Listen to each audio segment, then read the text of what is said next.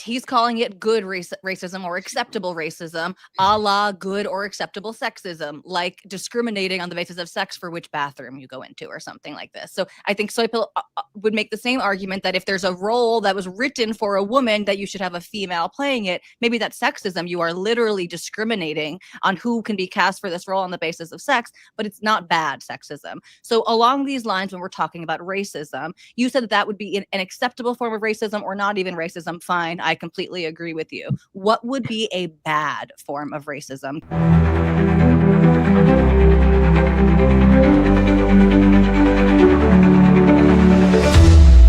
Can you provide an example, or would I have an example that I want to work out with you, whichever one you'd like? I'll go ahead and give you one. So slavery would be a bad form of racism, meaning that when I think it was in the Constitution at one point where they looked at Black people as being like not even 3/5 of a white person. So, that would be, bad racism.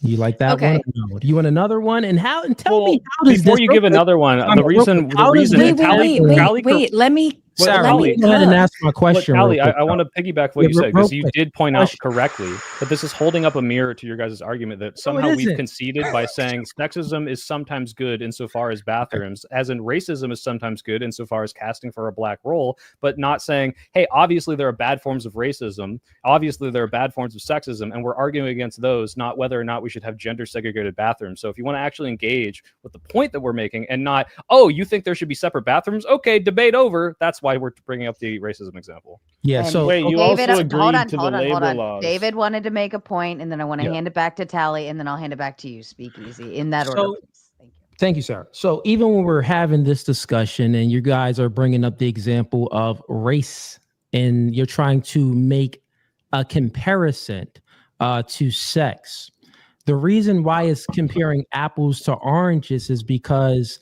there's different sexes have different capacities. Men and women, we are actually like different in many different areas when it comes to biology.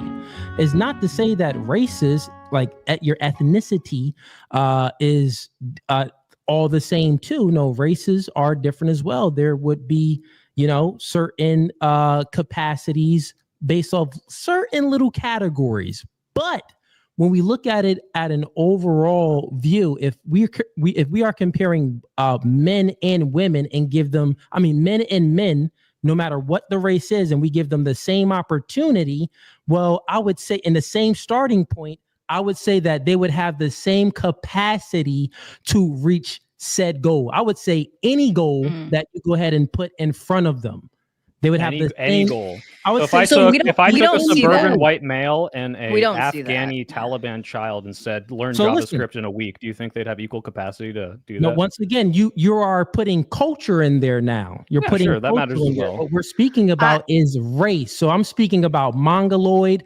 Negroid, and Caucasoid. Those are the three races. Yeah, actually, so I walk back my question. I understand what you're saying now, actually. Okay. Okay. It was my turn, Sarah? I think so. Yes. Okay. Thank you.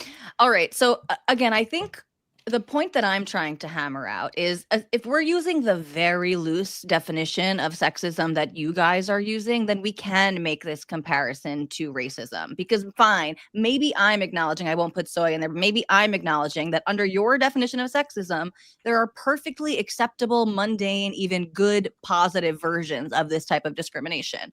But like the definition that Sara read out, we're talking about unjust discrimination. So Cooley, you conceded that there would be forms of racial discrimination that would be not a big deal, even good, even makes sense, right? But it would be bad if it was unjust. And you said the word something to the effect of if you're not looking at the data, if you're only basing it on the basis of race. So in a similar vein to wanting okay. Again, I'm trying to steel man you here. I'm trying to be fair, but so let me get my point down, then you can pick whatever I said that was wrong.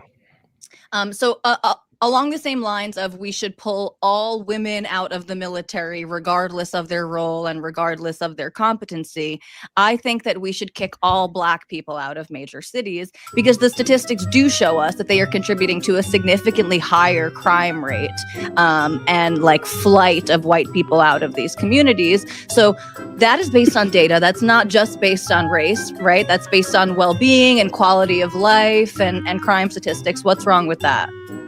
Yeah, so once again, in your worldview, that would make sense in your worldview because you appeal to utilitarianism and harm principle as well. Fine, so in you're your looking at data.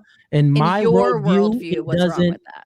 Yeah, in my worldview, it's totally different, right? So in your worldview, something would be wrong with that. You can say that, well, actually, I don't think Don't how tell you can me find my anything worldview. wrong with Don't it because tell me my if the data worldview. shows that it's good, then it has to be good. If the data shows that we'll have better outcomes if we discriminate based off of this race by utilizing what's best for the majority of the society, in your worldview, that would be good. This is why your worldview is dangerous. Sure. So how about your worldview? Because I'm asking you. Yeah. Once again, I don't even have to give my worldview because your worldview is preferences. It reduced down to preferences. So once again, I granted your worldview. No, I granted your worldview in the beginning of this debate. I granted it. Why don't you just based on preferences? But I'm to curious. Be fair, Cooley and Speakeazy, you are on the affirmative. Just to clarify that. We are, yeah.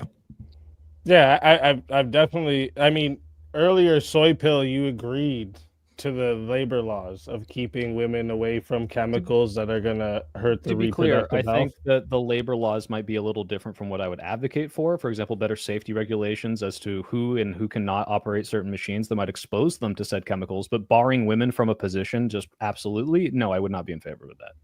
So you wouldn't be in favor of barring women from a position that is a risk to the reproductive health?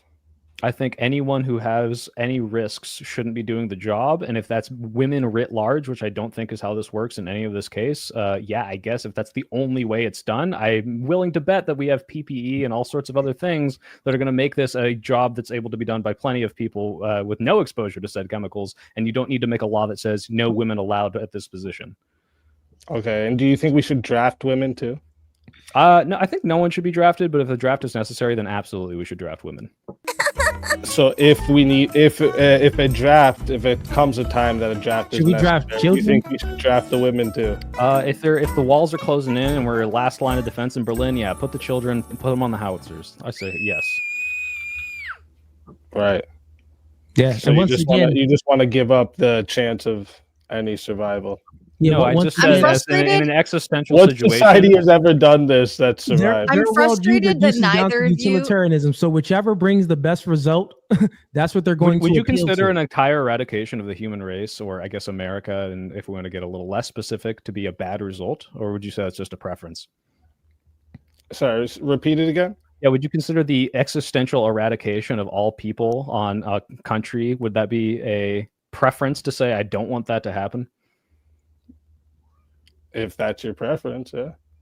Okay. Well, I prefer not to have my country annihilated. If the only way to keep it from happening would be women and children on the front lines, I would. However, I think at that point you've probably already lost, and it's not going to make a huge difference. So, just to be clear. Well, do you realize that in the late Roman Empire, what they tried to do was a military overextension and started sending the women to fight too? Do you know what the results of that was? Do you think that was because they were overextended and desperately enlisted women? Yes. Or do you think it was no one because to reproduce their society? When you have no one to reproduce your society, society goes bye-bye. Do you think that the low reproduction rates are because of the participation in the military of women at the current moment? It's a part of it, and it's a part of the participation in the workforce. If you had to put a percentage on it, would you say it's DEI policy that we want to put in, that we need to, for some reason, bricklayers should, for some reason, consider hiring women, roofers too. Can you explain to me what reasoning a roofer has to hire a woman, put them on, can't regulate their body heat the same as men? Okay, they can't lift the 90-pound bundles that go up that men are carrying three at a time. Hey, buddy, I've already conceded. If she can't do the job, she shouldn't be hired. It's easy as that. Why should we do that? Were hoping. You guys. Why should I hire a woman for my roofing company? You're really not listening. We just both said that's not something you should do. You guys were hoping. You guys were hoping to argue against people who are like affirmative action for ladies who want to see equal representation of women in every field. Except that's not us. Those are not the opponents. I'm pretty sure Soy Pill has called himself a male feminist one point. I may be mistaken. Okay, that's still, okay. Do you think me calling me that means that I want 50-50 outcome in every job? No, I didn't say I called you that. I thought you called yourself that. I could be wrong, but I did ask. I'll say it right now. I'm a male feminist. God damn it! Do you think that means I want 50-50 outcome in every job? Sexism.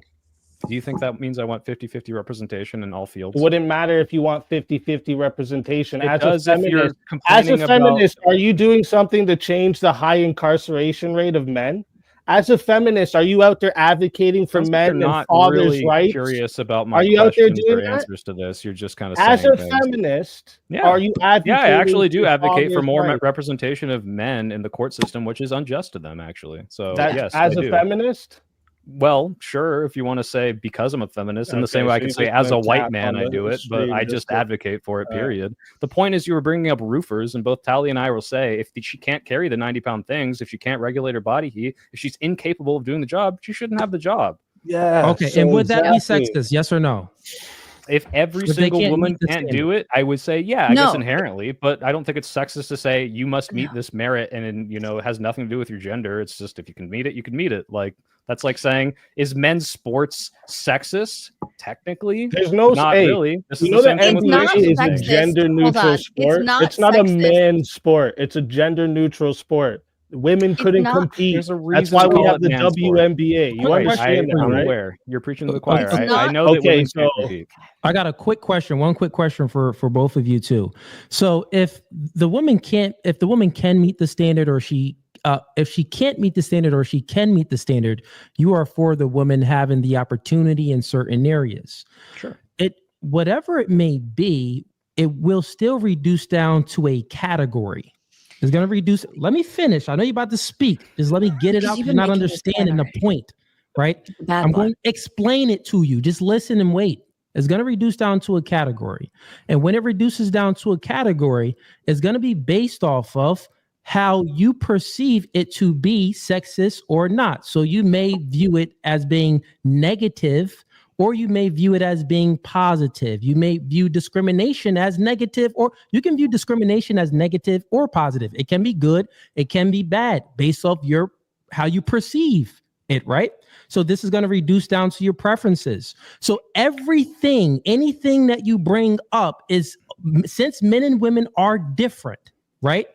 Everything is always going to reduce down in certain categories where you're going to view that some categories are good. We're going to view that some categories are good or bad, whatever it may be. It's still going to be sexist within itself, which means that if you appeal to just one of them, that if it reduced down to a category and it's sexist, then that's the end of the debate, because sexism is good for society.